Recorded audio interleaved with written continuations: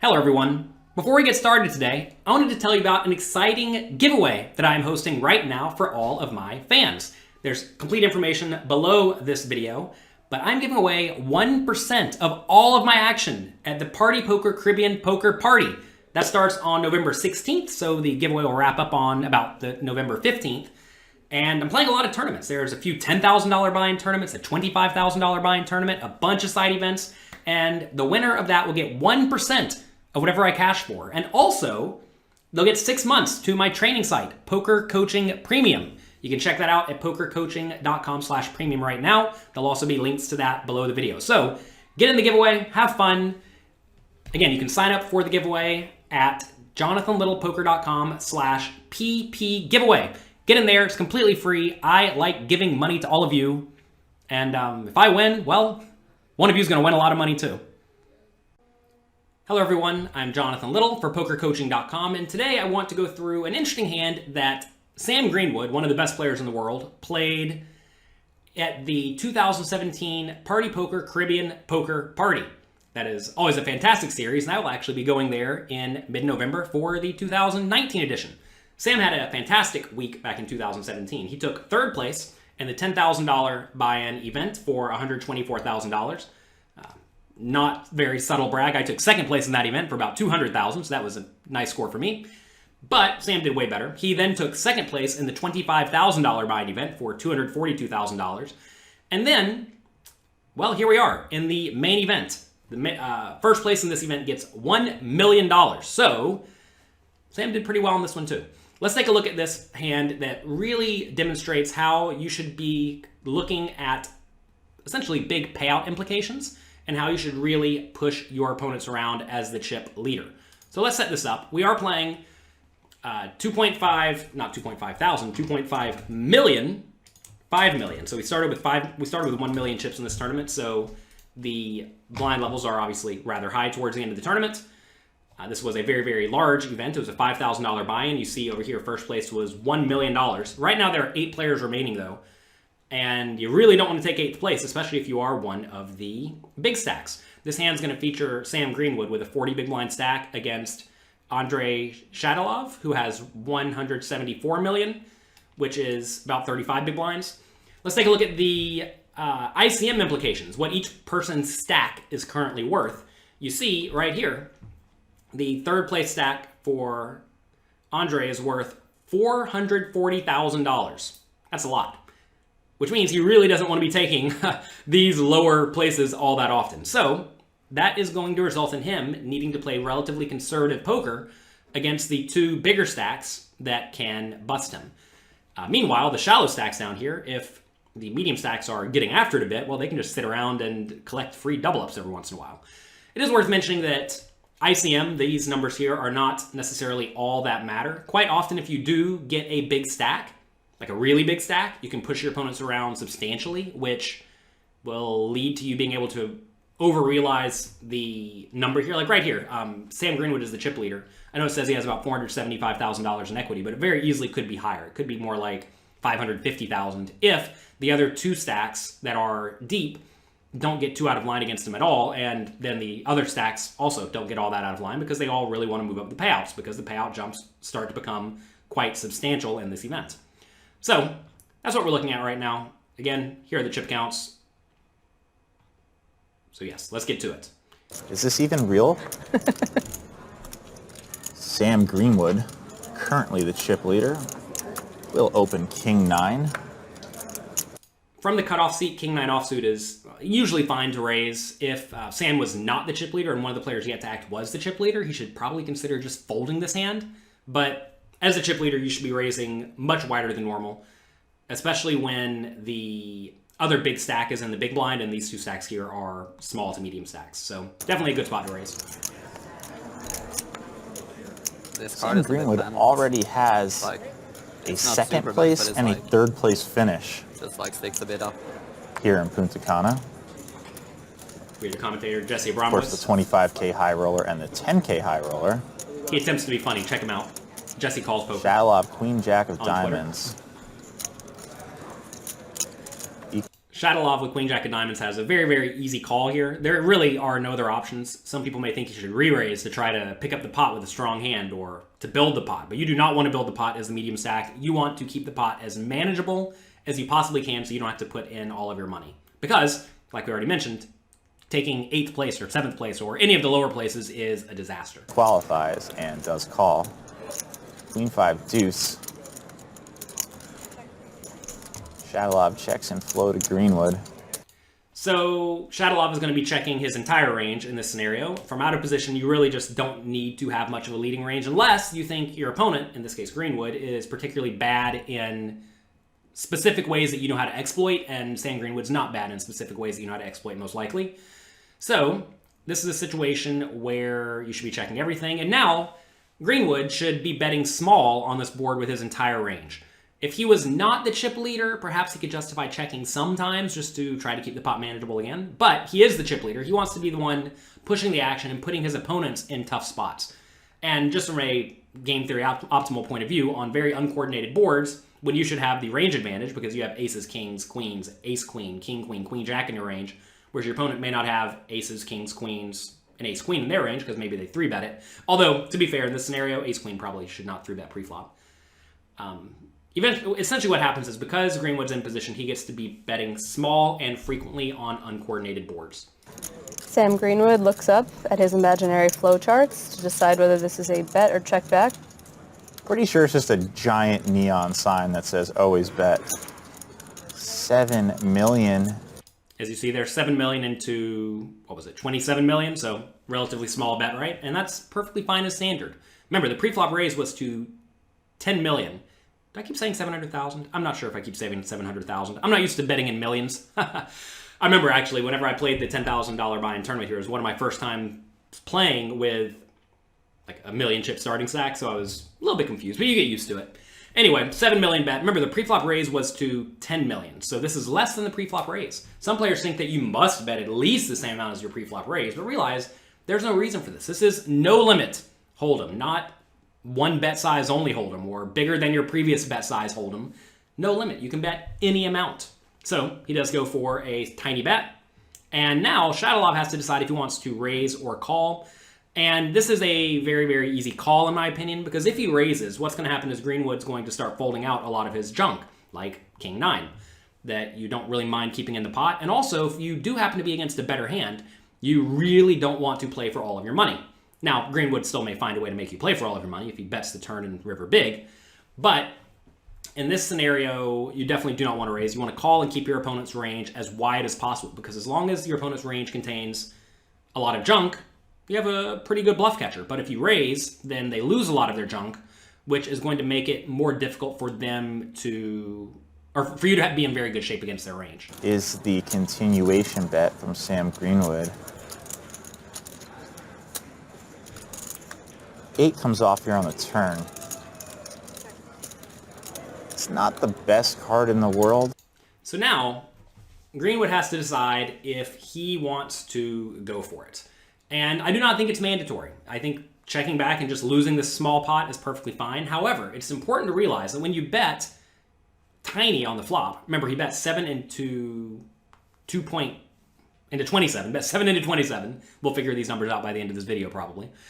Whenever he bets so small, his opponent is going to call very, very frequently. With any ace high, any sort of gut shot, like if he randomly had 6-4 or something like that, he's going to call. If he had any pair, he's going to call.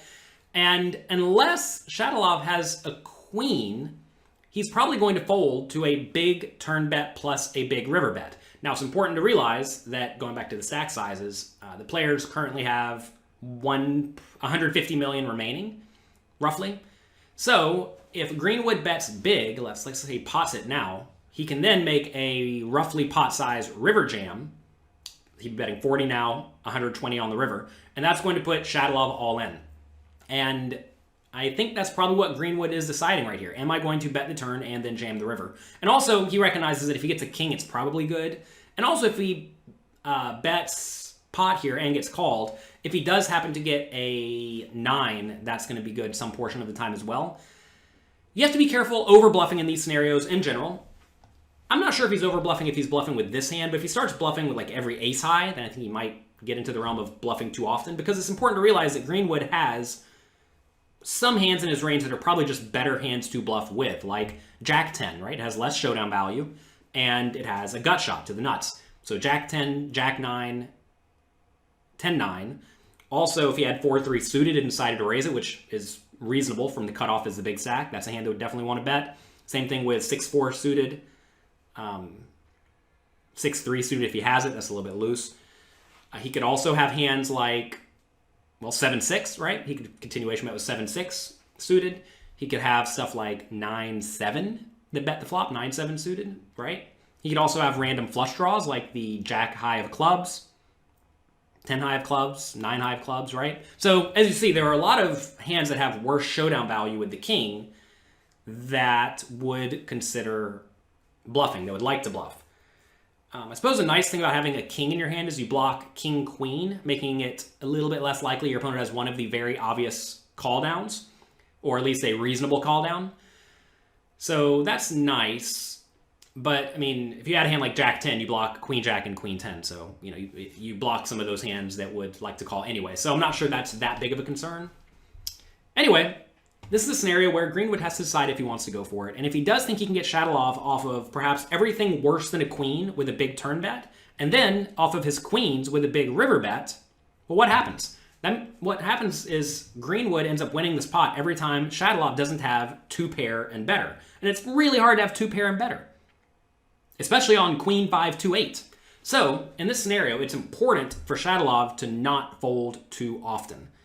A lot of people in this scenario, if they face a big turn bet, they just let go of their queen thinking, oh, I don't want to risk my stack, without recognizing that this is a scenario where Greenwood should be bluffing very frequently. And you're going to find that I think most of the best high roller players like Greenwood are not afraid to bluff. And if anything, they probably over bluff a little bit because people fold too often.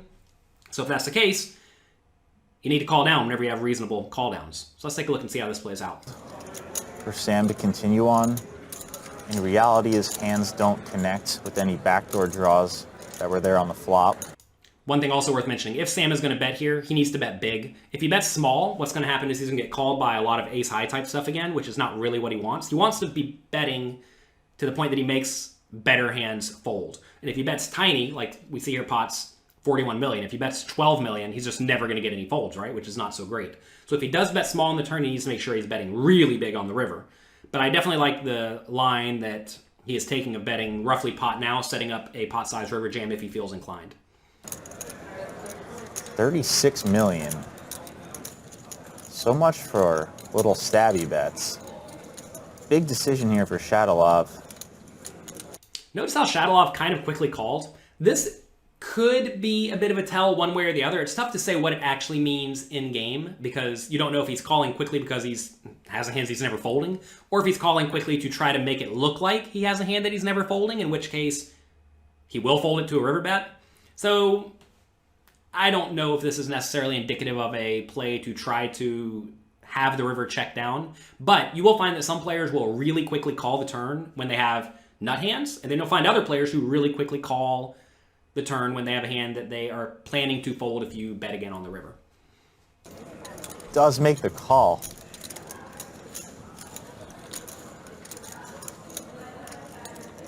Seven of diamonds. Greenwood knows when he stabs at this flop and then continues for a big turn bet that he's going to have to make it really huge on the river if he wants Shadowlov to fold. Greenwood's telling the story that he has an overpair to this board, and I like that he's taking this opportunity because he's a big chip leader, and Shadowlov has a lot to lose here if he busts in this spot. I agree with Jamie Kirksider's analysis here. He could also just have a set, right? Also, Greenwood could have stuff like Queen 8 suited. He could have stuff like 7-5 suited, maybe, if he bets it on the turn, although he probably doesn't bet that on the turn. He could just have even perhaps as wide as Queen 2 suited if he is playing that hand. So, also it's worth mentioning that 9-6 got there. I know you're not thinking 9-6 is in his range all that often, but sometimes it is, right? 6-4, obvious flop bet if you had it, that got there. So it's not just an overpair that would bet here. There are also a pretty decent amount of the random junky hands that got there too, which allows Greenwood to have a lot of bluffs in his range. if you want to do some homework on your own, count up the number of combinations of value hands Greenwood has, and then he gets to have about half that many bluffs, assuming he bets pot on the river, which is what he is doing. He's making an all-in pot size bet. So do some homework on your own. This is exactly what we teach you how to do over at my site, pokercoaching.com. Every month we have a homework challenge where I present you a situation where you have to tell me what you would do in this scenario. And it's not as easy as, yeah, always bluff, or yeah, always check. Now, it is worth mentioning that there are perhaps a full 48 combinations of obvious gut shots that miss. Remember Queen, or Jack 10, Jack 9, and 10-9? They would all really like to bluff here. So 48's a lot of those. And if Greenwood is betting those, plus even King 9, maybe King 10, maybe some weaker hands like backdoor flush draws that miss. If he's bluffing all of those, I can already tell he's probably bluffing too often, but too often means you're trying to be balanced. And in this scenario, perhaps Greenwood's not trying to be balanced at all. And also, given there are significant payout implications, this is a situation where I definitely think that Greenwood should be bluffing too often, which should also lead Shatilov to call a little bit too often. So I like this bluff. I don't think it's mandatory, but I also don't think it's ridiculously bad. I remember watching this stream and some people in the chat were saying, oh my God, what's he doing? He's giving away the tournament, without realizing that even Queen Jack here is a rough spot, especially when 9-6 and 6-4 get there on the river. It's a little bit different if the river was like a 2 or a 5 that Shatilov could easily have. That's a scenario where Greenwood would perhaps give up on the river, or a queen. He probably will give up with a queen on the river. But 7's a really good card to go for it.